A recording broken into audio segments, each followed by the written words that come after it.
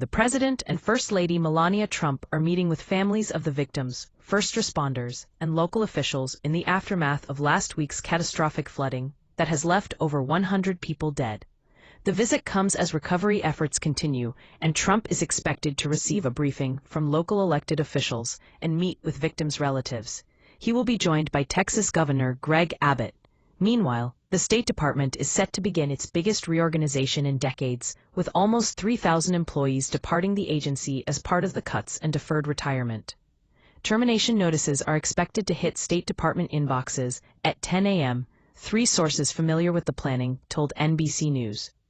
The layoffs are part of a mass reorganization of the federal agency, including the dissolution or merging of more than 300 bureaus and offices and a 15% reduction in employees. Kilmer Abrego Garcia's legal team asked a judge to require at least 72 hours notice before his deportation from the United States. The request comes as he is expected to be released on bond from detention in Tennessee. U.S. District Judge Paula Sinis blasted the government for its handling of Abrego Garcia's case, citing concerns about due process and potential persecution if deported to El Salvador. The Pennsylvania Emergency Management Agency confirmed intermittent statewide 911 outages on July 11, 2025. Officials are working to resolve the issue and restore service. Residents are advised to only call 911 for true emergencies, as some calls may not be successfully going through. The Philadelphia Police Department is urging residents to contact their local police district directly if they cannot reach 911. Actor David Corenswet spoke with ABC News about taking on the iconic superhero character in a new project. The conversation, which took place on July 11, 2025, provided insight into his approach to the role and what fans can expect from the upcoming story. Details about the project remain scarce, but Corenswet's enthusiasm for the part is evident. ABC News Live presented a segment on July 10, 2025, explaining how to distinguish between Labubu and Lafufu toys. The experts highlighted several key features, including facial characteristics, QR codes, and tags, to help consumers identify the authentic product. The segment aimed to educate viewers about potential counterfeit products in the market. Milo Manheim, star of the popular Disney Plus series Zombies, has passed the torch to a new cast in the latest installment. In an interview with Good Morning America, GMA, Manheim and co-star Meg Donnelly discussed the future of the franchise. The new season brings fresh faces and storylines, marking a new chapter for the beloved show. U.S. President Donald Trump has threatened a 35% tariff on Canadian goods, but said the U.S. would consider adjusting its stance if Canada helps stop the flow of fentanyl between the two countries. The threat was made on July 11, 2025, as part of a broader discussion on trade and security issues. Shelter animals in Texas have been relocated to make space for pets lost in the recent floods. The move aims to provide a safe haven for displaced animals and reunite them with their owners. According to reports, many shelters were overwhelmed by the influx of animals seeking refuge after the devastating floods. To address this issue, animal welfare organizations worked together to relocate some shelter animals to other facilities, freeing up space for those in need. The relocation efforts are ongoing, and volunteers are working tirelessly to care for the displaced animals until they can be reunited with their owners. New York Mets legend Keith Hernandez was inches away from being hit by a foul ball during a game against the Baltimore Orioles on Thursday. The ball sailed past his ear, and he didn't react until it hit the wall behind him. Play-by-play announcer Gary Cohen said Hernandez never saw it, and the SNY booth erupted in laughter. The Mets lost both games of their doubleheader, with New York trailing the Philadelphia Phillies by 1.5 games entering play Friday. The Department of Homeland Security, DHS, announced the arrests of 5 illegal immigrants convicted of serious crimes, including murder and child abuse. The individuals from El Salvador, Cuba, Mexico, and another country were arrested by immigration authorities and have convictions ranging from second-degree murder to sexually abusing children. DHS Assistant Secretary Tricia McLaughlin stated that these individuals should have never been in our country in the first place. The arrests come as ICE agents face pushback and legal challenges from Democratic and Blue City officials over raids targeting criminal illegal immigrants. The Denver Museum of Nature and Science in Colorado discovered a rare dinosaur fossil 750 feet beneath its parking lot while analyzing geothermal heating potential. The fossil, believed to be from a vertebra of a smallish, plant-eating dinosaur, dates back around 67.5 million years ago. Only 2 similar finds have been noted in borehole samples anywhere in the world, making this discovery particularly significant. The fossil is now on display at the museum. Representative Jasmine Crockett, D. Texas, suggested in a new interview that most people don't vote the way she thinks they should because they are not properly informed. She claimed that voters need to be more educated and encouraged fellow Democrats to continue fighting. FBI Deputy Director Dan Bongino is considering resigning over the Justice Department's handling of the Jeffrey Epstein files, a source told Fox News Digital. The latest revelation comes on the heels of a heated argument between Bongino and U.S. Attorney General Pam Bondi that occurred on Wednesday at the White House.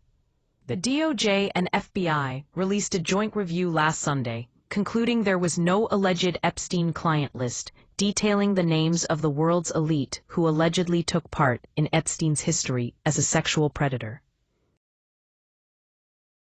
The View co-host Sunny Hostin warned that there will be a reckoning for masked Immigration and Customs Enforcement, ICE agents carrying out deportations across the United States. Hostin argued that ICE agents mask themselves to avoid accountability rather than for safety reasons. The Trump administration's immigration policies were also criticized by the panel, with Ana Navarro claiming they are about making America white again.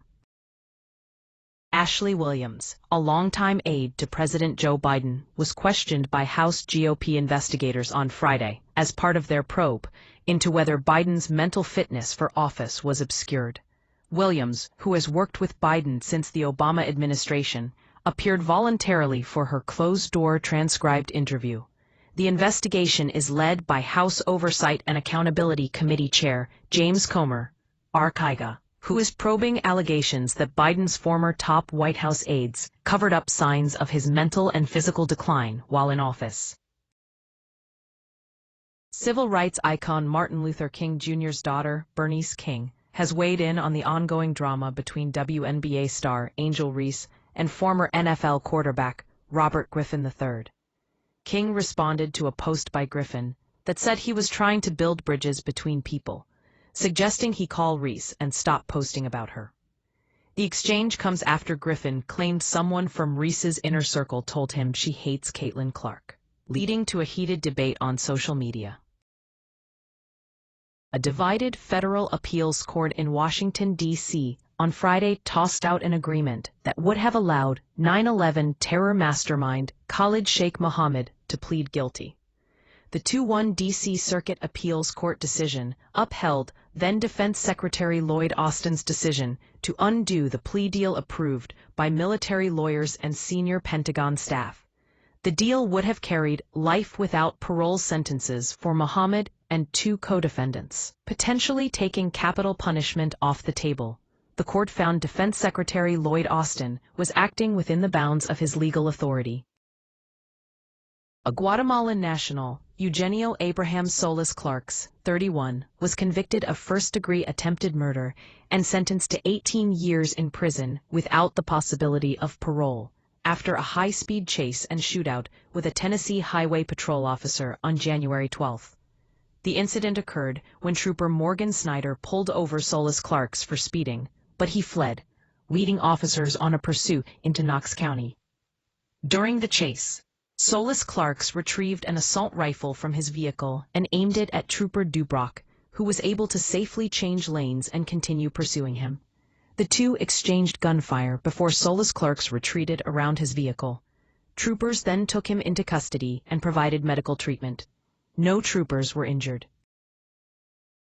The president of Glass House Farms, a cannabis farm in California, has been under federal investigation for child labor violations after immigration authorities raided the facility on Thursday.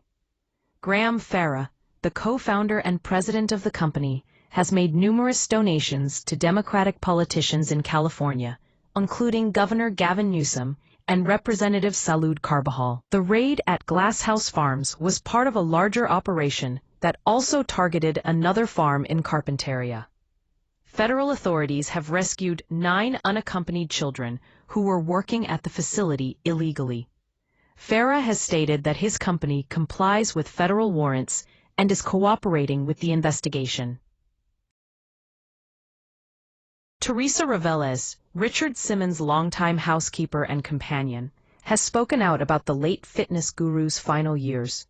She denied rumors that she had kidnapped him and claimed that he was incredibly happy in the years before his death, on July 13, 2024.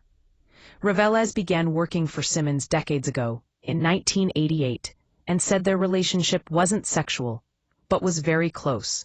She described Simmons as, like a brother, like my father, my friend, my boyfriend, my everything. The housekeeper insisted that she and Simmons weren't romantic partners, and said they were happy together. Reveles found Simmons after he died and said it was a crazy, sad day, but that he had been very, very happy in the years leading up to his death. Google has patched a critical vulnerability in its Chrome browser, which hackers had already begun exploiting. The high-severity security flaw, identified as CVE 2025-6554, stems from a type confusion bug in Chrome's V8 JavaScript engine. To protect users, Google released an emergency update for Chrome users on Windows, Mac, and Linux. In addition to updating Chrome, experts recommend installing reliable antivirus software to strengthen defenses against malware.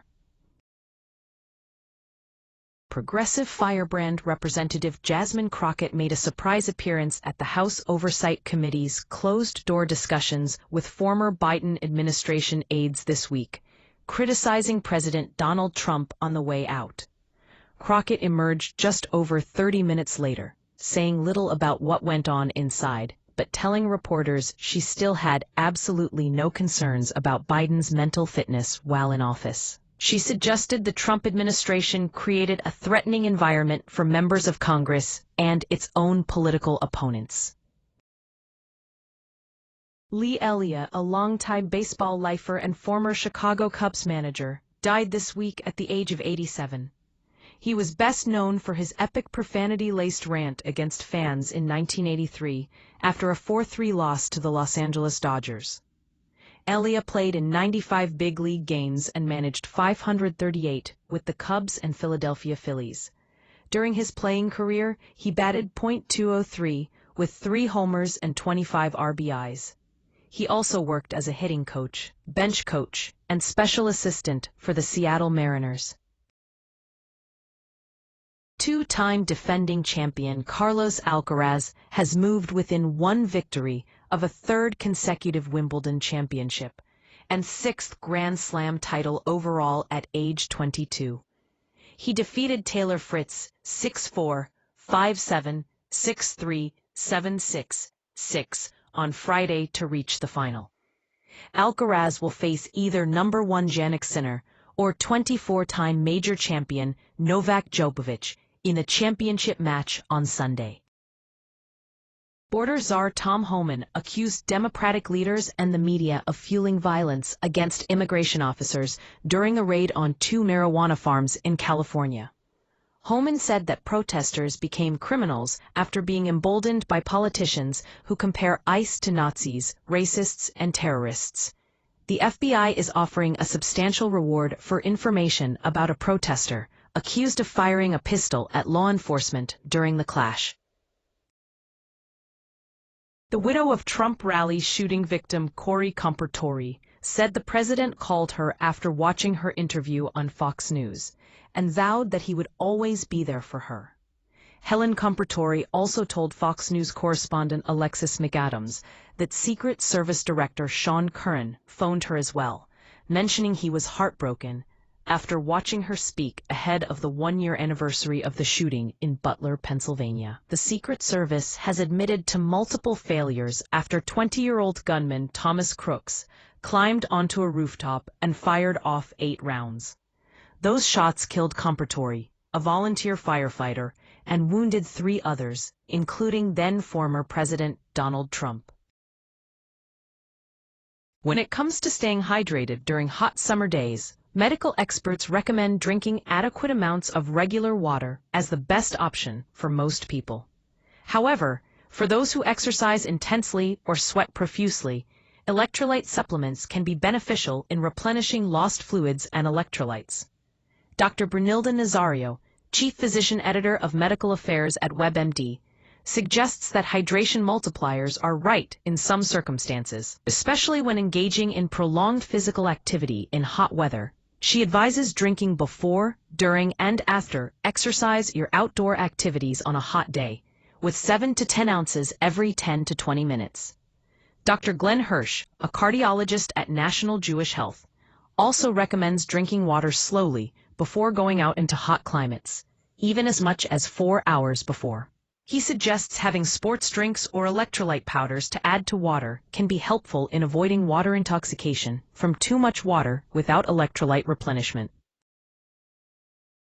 A Los Angeles-based federal judge has issued a temporary restraining order restricting the Los Angeles Police Department, LAPD, from using less lethal munitions, LLMs, on journalists covering immigration protests. The order, signed by Judge Hernan Vera on Thursday, also prevents the LAPD from detaining or restricting the movements of journalists. At least 35 troubling incidents were cited between June 6th and 19th, where police allegedly exposed journalists to LLMs, tear gas, and other physical force to block them from covering conflict zones. Tom Brady's representative has denied claims that the NFL legend called Sofia Vergara too old to date, calling the rumors pure fiction. The two were spotted together on a luxury yacht in Ibiza, Spain, sparking romance rumors. However, sources close to the couple claim their time together is just a summer fling and not a serious relationship. A PBS Kansas advertisement urging viewers to contact GOP senators has sparked a backlash from Republicans, who argue it's proof the public media organization shouldn't receive federal funding. The ad, which features photos and phone numbers for Kansas Republican Senators Roger Marshall and Jerry Moran, was created by PBS Kansas CEO Victor Hogstrom. National Republican Senatorial Committee (NRSC) Political Director Brendan Jaspers blasted the ad, calling for it to be pulled immediately. SCC Chairman Brendan Carr said he will probe if the ad violates any federal laws. The Senate is set to vote on a rescissions package next week that could strip public media organizations of cash. Kansas City Chiefs quarterback Patrick Mahomes has expressed concern over the potential addition of an 18th regular season game to the NFL schedule, citing concerns about increased injuries and a desire for the best players to compete in the biggest games. Mahomes suggested that adding bye weeks could help mitigate the impact of an additional game. The Grand Canyon's North Rim has been temporarily closed as a result of the White Sage Fire, which has burned over 1,000 acres near Jacob Lake with zero containment. Mandatory evacuation orders remain in effect for all North Rim visitors, who were advised to leave immediately on Thursday night. The fire is causing extreme heat and smoke inside the canyon, prompting officials to warn hikers not to enter the area. Crews worked through the night to make progress on the southeast and northeast flanks of the fire, with air attacks supporting ground crews. Highway 89A to Fredonia is closed in both directions due to the fire, with no estimated reopening time. Baltimore Orioles fans received an interesting rendition of the Star-Spangled Banner before sweeping the New York Mets in a doubleheader on Thursday night. But apparently not everyone was impressed with the auto-tuned version. Dan Deacon, the Baltimore-based recording artist known for his innovative electronic music, welcomed fans with just that before the Orioles took care of the Mets 3-1 in Game 1 and 7-3 in Game 2. A new wave of severe storms is expected to hit the Midwest, Texas, and New Mexico this weekend, bringing heavy rain and a renewed flood threat. The storms will impact 19 million people, including major cities like Kansas City, Chicago, and Grand Rapids. Heavy rainfall is possible in some areas, with isolated amounts reaching up to 5 inches. The hard-hit regions of Texas and New Mexico are still recovering from devastating floods earlier this week. The climate crisis is being blamed for the intense rainfall events, which have been record-breaking in multiple parts of the country. Ukraine has suffered the highest number of civilian casualties in 3 years due to Russia's escalating aerial attacks. Between January and June, Russian drone and missile strikes exceeded 23,000, a 605% increase from the same period last year. The onslaught has resulted in 6,719 civilians killed or wounded, with 1,091 deaths and 5,628 injuries reported. The United Nations has condemned the surge in attacks, stating that civilians are facing unprecedented levels of suffering. Russia's increased use of long-range drones and missiles has been particularly devastating, with June marking the highest monthly civilian casualty toll in 3 years. The attacks have forced Ukrainians to seek shelter underground, with many cities experiencing widespread destruction and loss of life. Major X advertisers remain quiet about their plans following the platform's AI chatbot Grok going on a racist and anti-Semitic posting spree. Despite previous backlash in 2023, companies like Apple, Disney, and Warner Bros. Discovery have not publicly commented on their relationship with X after CEO Linda Yaccarino announced her resignation. Advertising industry experts predict that brands will continue to reduce spending on the platform due to concerns over hate speech and Musk's tense relationship with advertisers. Major companies like McDonald's, Whole Foods, and Ace Hardware are using artificial intelligence AI recruiters to streamline the hiring process. However, glitches and data privacy concerns have been reported by job seekers. In some cases, AI agents have repeated questions or provided incorrect information. Despite these issues, 74% of global HR professionals believe that AI makes finding qualified candidates easier. Companies like Paradox and Apriora are developing AI recruiting tools to optimize the hiring process. However, critics argue that the use of AI in hiring raises concerns about bias and transparency. A message in a bottle written by a Canadian couple on their picnic date was found 13 years later and 2,000 miles away on the west coast of Ireland. The note, which captured their moment, brought joy to many people after its Irish finders tracked down the couple using social media. The couple, now married with 3 kids, had shared a precious picnic together on Bell Island in Newfoundland before throwing the bottle into the waves below. President Donald Trump's legislation raises the SALT deduction limit to $40,000 in 2025. But a phase-out provision can create a SALT torpedo effect, where high earners pay a 45.5% federal tax rate on earnings between $500,000 and $600,000.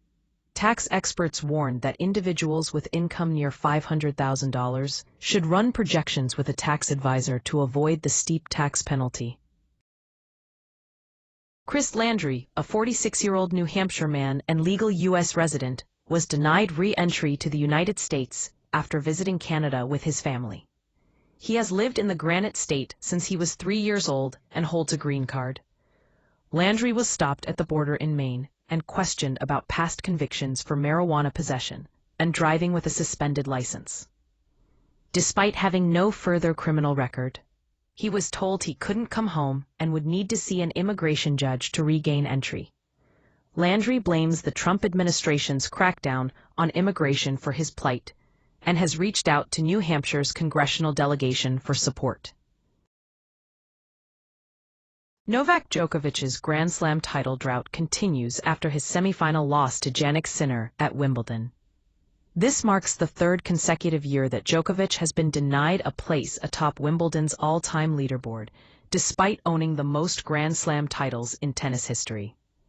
The 38-year-old Serbian superstar had appeared in every Wimbledon final since 2018, but lost to Sinner in straight sets, 6-3, 6-3, 6-4.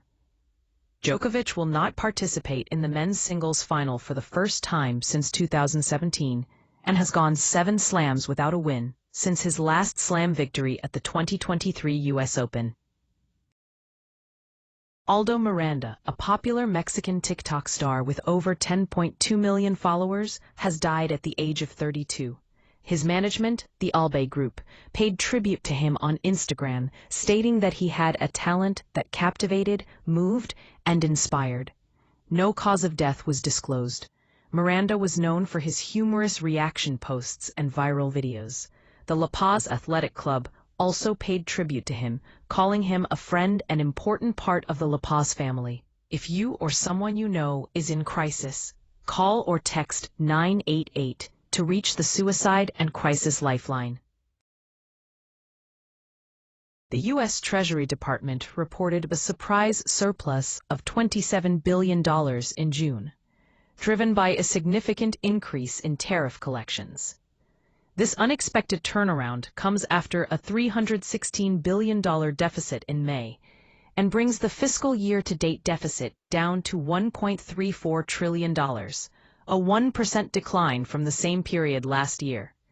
The surge in tariff receipts is attributed to President Trump's across-the-board 10% tariffs on imports, which have resulted in customs duties totaling about $27 billion for the month, up from $23 billion in May, and 301% higher than June 2024.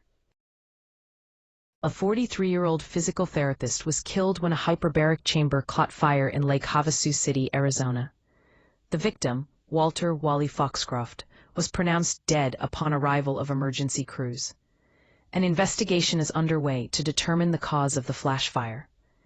This incident follows a similar tragedy in January, where a 5-year-old boy died in a hyperbaric chamber fire at an alternative medicine clinic in Michigan. Los Angeles Chargers running back Najee Harris suffered a superficial eye injury during a 4th of July fireworks incident. His agent said he should be ready for the upcoming NFL season. Harris, 27, had previously rushed for over 1,000 yards in each of his 4 NFL seasons with the Pittsburgh Steelers. A person in northern Arizona has died from a case of pneumonic plague, local health officials said. The unidentified patient from Coconino County showed up to the Flagstaff Medical Center Emergency Department and died there the same day.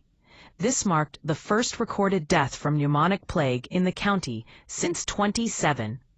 The hospital is working with local health departments to investigate the case. The small town of Dayton, Tennessee, is hosting a play to correct the narrative surrounding the infamous Scopes trial.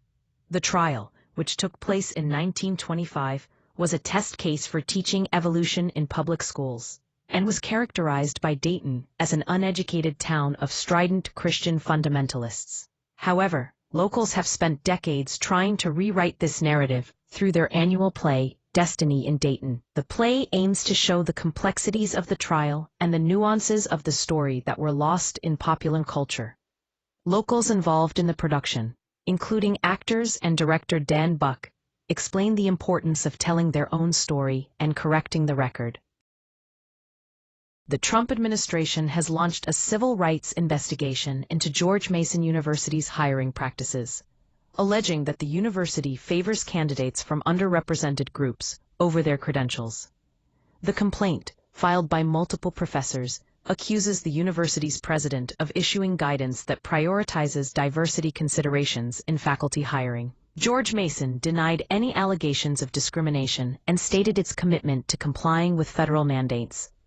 This investigation marks an expansion of the Trump administration's campaign against diversity policies in higher education.